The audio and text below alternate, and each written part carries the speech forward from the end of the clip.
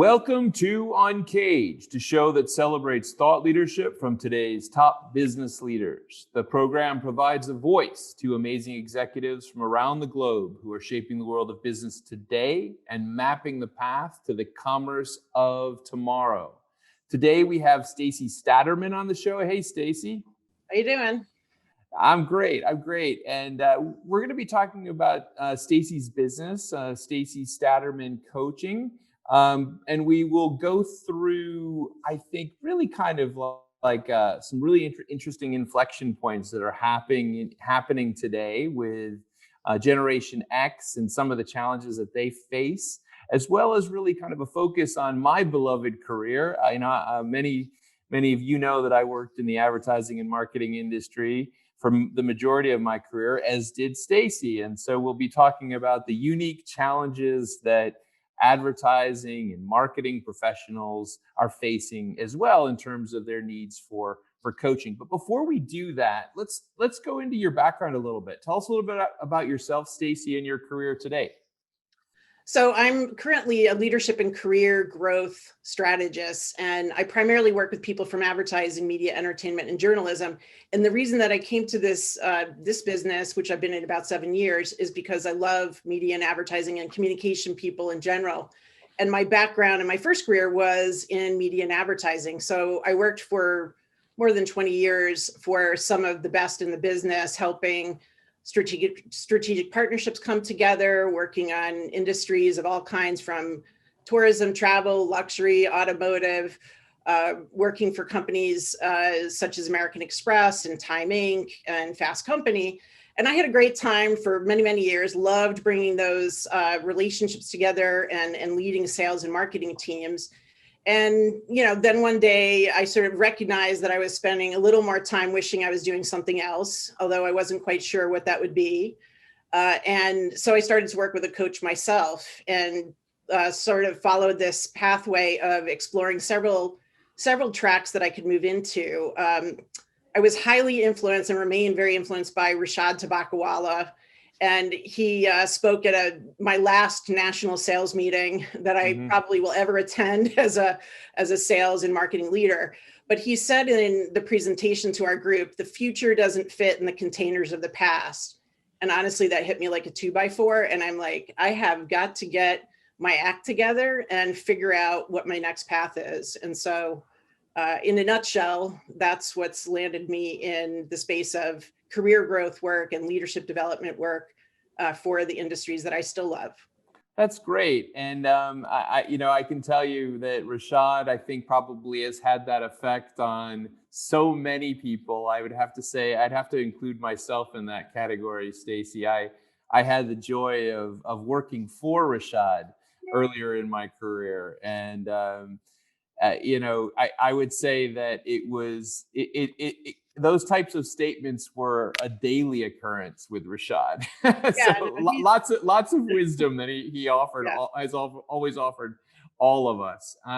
So tell me, I think it's fascinating, this area of leadership coaching, and certainly over the last, I'd say, decade, we've seen an expansion of this field in every area.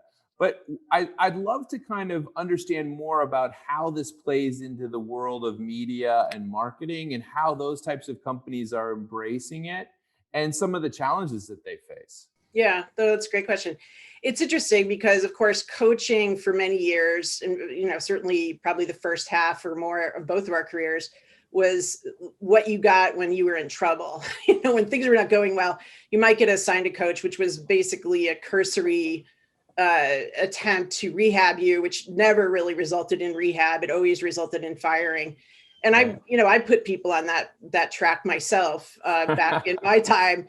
Honestly, it's a coward's approach to coaching. But I think one of the reasons that coaching has become a more important contributor to success, both in companies and just for individuals, is because, everything from loneliness at the top, the higher you get in your organization, the fewer people that you can speak honestly with, people will tell you less. I had this personally as an experience where my own team at American Express said, "Oh, we don't tell you anything anymore." I'm like, "What?" Everybody always told me everything. What happened? And Right. the dynamics change. But the other thing that I think has gone on in these very disrupted industries, advertising, media, entertainment for certain, is that the game has changed, and sometimes the game is going in a direction where the previous rock stars are just not really the right people to be in place in the future. And Right. it's not to say everybody's out, but people have to adjust and adapt, and being in a practice of adjusting and adapting to new environments can be an unsettling thing. And so coaching and having an impartial partner, either sponsored by your company or even in my case, I actually get a lot of people who are in company and are afraid to talk about their worries and fears and the fact that they need help, because it's still, it has a little bit of a stigma. But I think this is in part why we're seeing an expansion, on top of the influence that we're seeing from so many people moving around. I mean, in my, my experience, I worked for a few managers for a long time, but I had a lot of managers over short periods of time too. So the opportunity to establish mentor relationships or longer term relationships with people more seasoned or senior in a field, it's not as easy to come by anymore. So I think those are some of the major things contributing to why coaching now. Yeah, I definitely want to come back to that in a second, the idea of mentorship, because I think that that's actually quite true, and it's changing dramatically right now, certainly, and maybe its importance is expanding during COVID. But before we do that, I'd love to tweeze through a little bit more about the challenges that these marketing and communications professionals are experiencing now. What is it? Certainly, there's always the challenges of just moving up, and some of the things that I think that you talked about, that timeless switch from being part of the team to suddenly you find yourself that you're not friends with them anymore, right? And in fact, actually, I sometimes find that with my own teams, having to try to calm down leaders and say, like, listen, it's not about them loving you anyway. Part of the job is that sometimes you have to make hard decisions. That's normal. But tell us more about the challenges that they're facing that are probably timeless, but also the ones that I would say are very unique for the moment we are living through right now. Yeah, so there's a million things going all over the place with regard to how we're adjusting as a society. So, full stop, everybody has been going through a traumatic episode. And that sounds like very powerful language. It is powerful language because this is a very powerful thing that we've gone through. And one of the things that I've noticed in the leaders that I've been working with through the pandemic, maybe especially those who are in these high stakes, we never have anything that puts us off our game kind of people, this has put everybody off their game, and that is new territory. The other thing is you have people who are leading organizations of people who are too young to have lived through things like 9/11 or the big financial collapse of 2008. So the reference points that the younger generation have, they don't have them. And yet you have leaders who are like, why is everybody freaking out? This is, we're going to be fine. So I think there's a little bit of disconnection that people at the top are in some cases feeling, because they believe they're supposed to be unflappable. They believe they're supposed to be calm under pressure. And the fact is, the magnitude of what we've been going through with the pandemic, nobody has ever seen this in anybody's lifetime, and anybody working at any company. So that certainly is a factor. And that's on top of, dramatic shifts in ad agency life and what that means, and, conglomerates with consultancies and all the impacts that we've seen over the last 10 years about what just agency life and media who work with those agencies, all of those things have been really moving in millions of directions for a long time, even before the pandemic got started. So I think the idea of a career path that I could jump into at 25 and just follow it all the way to the end until the last maybe third of my career, I can relax into things or get those rewards or whatever. I mean, honestly, and I've talked a bit about this. We talked a bit about this in the pre-discussion we had. There's a certain, particularly for the Gen Xers, like, hey, man, what happened? This was supposed to be a little easier at this point, and in fact, it's more confusing than ever. And some have adapted, more smoothly, and yet there's plenty of people that I see that almost it's almost like they're standing in front of open jail cells, not sure how to walk out and not sure how to embrace what is so valuable about what they know how to do. One of the best things I find it interesting because that book by Douglas Copeland that kind of coined that phrase, or that generation of the Xers, the Gen Xers.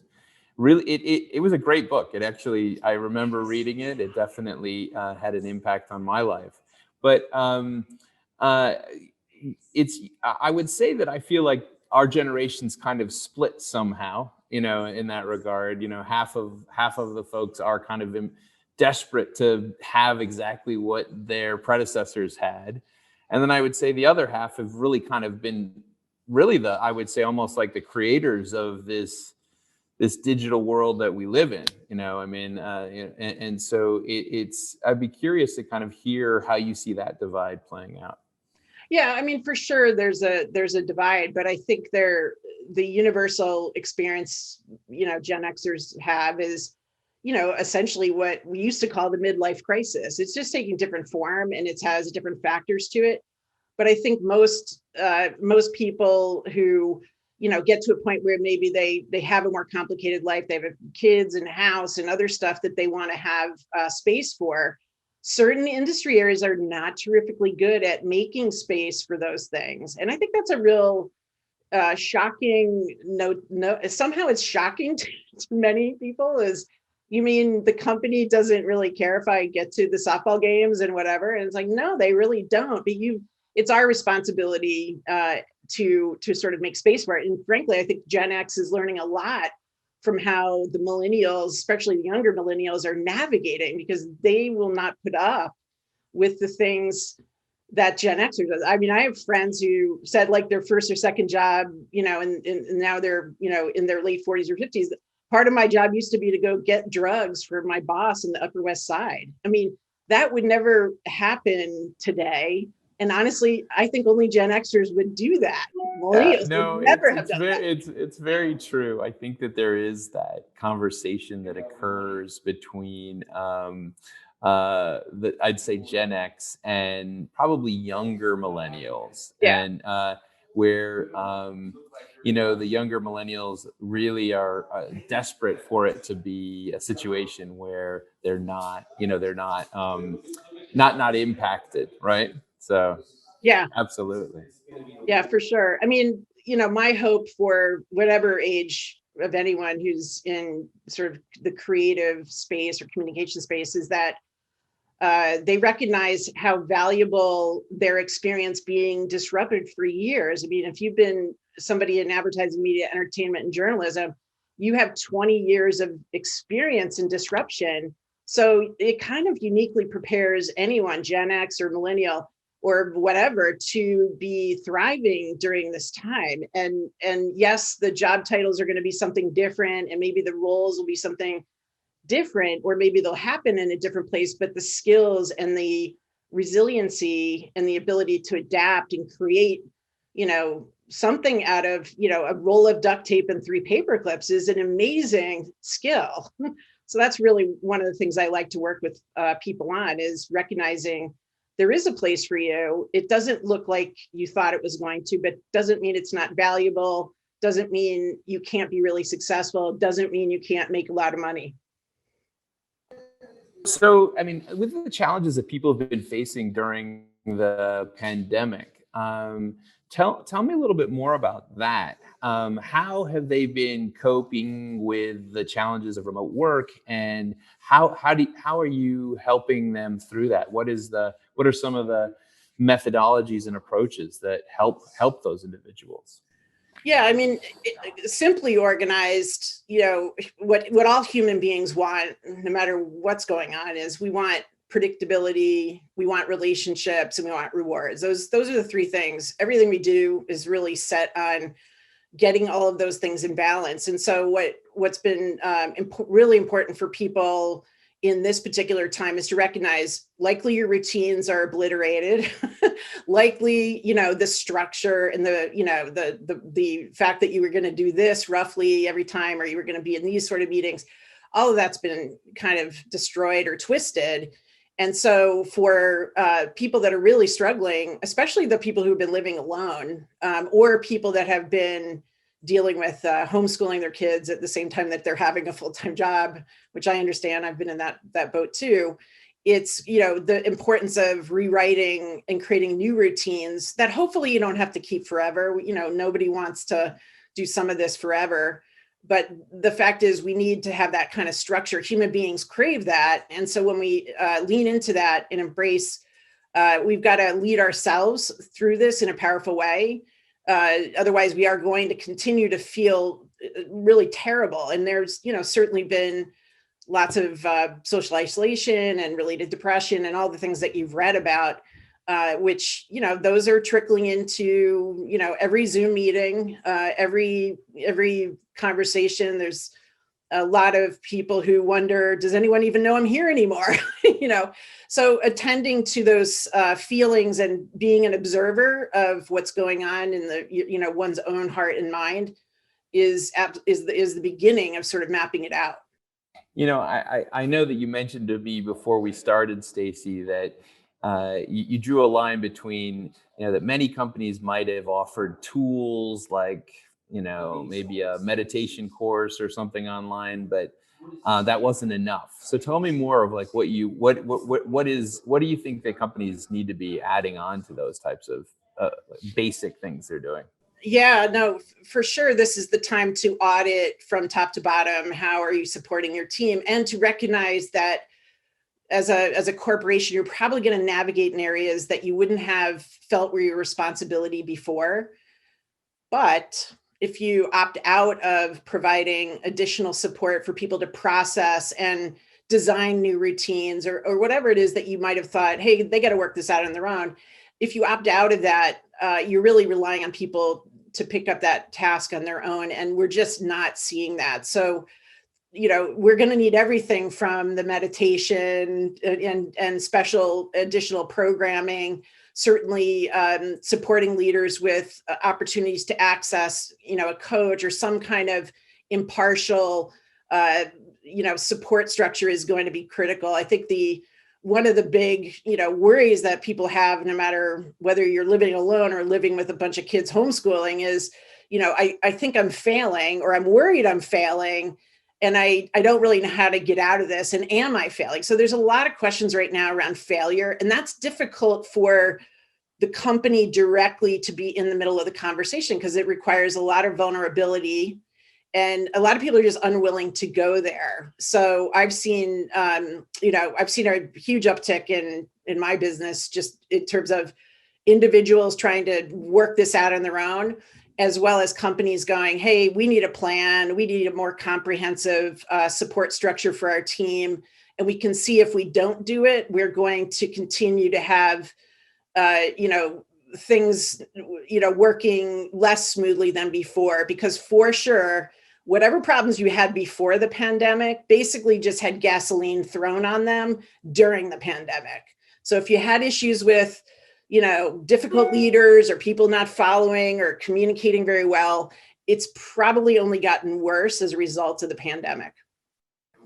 That's really interesting. And I'm listening to it. And I do think, one of the things that you mentioned before is that the younger generation seem to be much more open to this, right? Millennials and Gen Y, they seem to almost embrace the coaching. And, maybe it's because I don't know, actually. But it's true that they are very much more supportive of that idea, right? Yeah. I think you're absolutely right. I think we can probably learn a lot from those groups going forward. And I would say that that's changing the way that coaching is even perceived inside of an organization. one of the things that you hit on right up front was that process that used to happen in the agency world, where like if an executive was given a coach, it was pretty much the end of the road for that executive, right? It was kind of that moment where you were kind of being coached out of the business, essentially. And I think that, you know, people seem to be so much more comfortable talking about this now, right? I mean, that's an amazing change, but it's also quite a healthy change. Do you see that kind of continuing forward, or how is that evolving? How is this kind of dialogue evolving? Yeah, I think there's some industries that are a little further ahead in it, and some that are still lagging behind. Like in entertainment, I still think there's a huge stigma around saying, "Hey, I need help," and you know that's where I get the calls from, like, you know, I'll say, "Hey, you know, this is something your company could sponsor." "Oh, no, no, no, I don't want anyone to know," which I think is just legacy thinking. It's probably a little Gen X holdover too, because Gen Xers in general, you know, did everything alone, worked very independently. And look, if you're thriving and in doing well professionally at this point, you've obviously been doing a lot right. And so the idea of like needing a support team or support structure, it's just a foreign experience. But the you know, those companies that recognize that they just really don't have the relationships, they're not in place like they were because of the level of movement, you know, they will lean into coaching support. But it's also something that, you know, I think people have to raise their hand and say, look, I'm brave enough to say, I don't know everything, I do need help. And I do think there are coaches who have been, you know, carrying that flag for a very long time. One of my mentors, Marshall Goldsmith, says right off the bat, you know, I have coached, you know, 50 of the Fortune 100 CEOs in my lifetime, and I need help. And I like to remind people as I'm having that conversation, it does take incredible courage to say, hey, I'm going to ask for feedback and I'm going to be uncomfortable about it. And I'm trusting you as my colleagues to support me through this journey, which I will be, you know, which requires that I be vulnerable. And that's really new for lots of industries. Well, I mean, I think that's a nice kind of bridge into the next area that I'd love to explore, which is, you know, in your own life over the last, let's say, year, almost 18 months now, where we've been living through this COVID thing. You know, what has kept you sane, and where are you finding joy and So that's a great question. So I have joined the cult of Peloton. I was hugely resistant. I had my gym for a long time. But honestly, I had to rebuild all my routines and so forth too. And you know, I've had a variety of things. Yes, the Peloton. I'm a big fan of Cody. I like Dennis, if you want to meet me there. But I also have had some small things that have just been really buoyed me through this time. I have several coaches that I'm connected with on a text stream. And of course, as a coach, I have a responsibility to try not to say things which are off color, you know, in public, and to say the right things. That's part of my job. So this little text community is great because we say the worst things to each other about what we see out there in the, you know, in our space. And we're sharing memes and we're sharing little funny incidents that have happened. And it's like my little water cooler, and I didn't have that before the pandemic with that group of people, and I actually hope it'll stay long after the pandemic has been there. But I can only imagine what gets said about about everything that you guys are seeing. But you're absolutely right. I think probably the Peloton has become the go-to company. What an amazing situation they find themselves in. Yeah. Well, they're basically a media company now, right? Yeah, exactly. But you know, last week, or I guess yesterday, we saw the news that you know, New York is opening up on the 19th, I guess, and that's really exciting. And it really starts to beg that question, which is it now? Are we going back now? And what does that mean? And how does the future look like? And what are the things that you think people are going to be challenged with over the next 18 months? Yeah, look, I think obviously getting people back to some face-to-face in-person something is going to be a journey, and I think every company will probably tackle it in their own way. But I am hearing really interesting things about companies that are thinking about being a digital first organization and not even creating an impression that they have a headquarters anymore, so that they can pick up talent anywhere. That's super exciting. For big On that particular point, because I think it's a great thing. We're working along those lines ourselves, and but what I'm realizing is with greater flexibility comes great responsibility, 100%. right?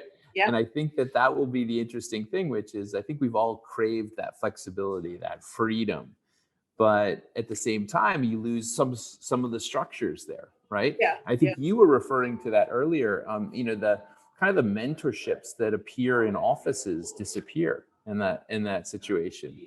It'll be interesting to see how we can replace that. Yes.